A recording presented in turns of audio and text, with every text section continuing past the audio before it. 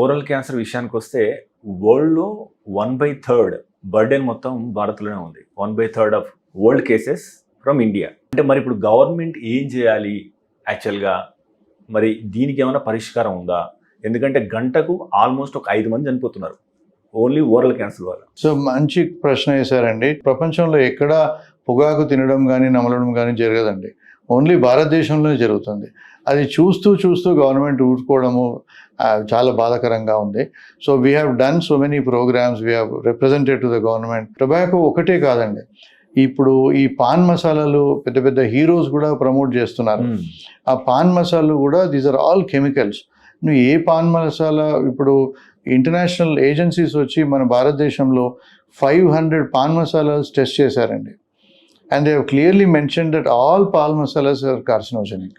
Carcinogenic అంటే cancer ఉత్పన్నం చేసే అన్నమాట. సో ఒక్కలో మనం ఏమేమి వేసుకుంటాం, సున్నం వేసుకుంటాము, ఒక్క ఉంటుంది, దాంట్లో టొబాకో ఉంటుంది.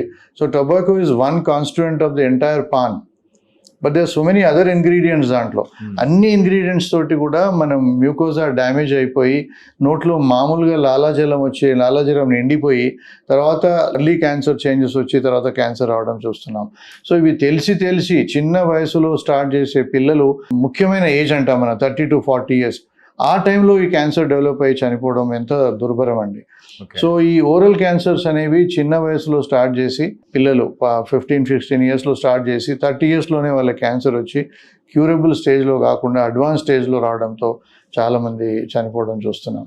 సో దాటికి మనం definitely government has to take an action. And we have represented several times anti tobacco campaign కింద ఈ పాన్ మసాలాలన్నీ బ్యాన్ చేయాలని. 62 లక్షల మంది ప్రజల్లో మెడ్ ప్లస్ బ్రాండ్ మెడిసిన్స్ కి మారడం వలన 915 కోట్ల రూపాయలు సేవ్ చేసుకున్నారు. అదే మెడిసిన్స్ అదే క్వాలిటీతో 50 to 80% డిస్కౌంట్లు.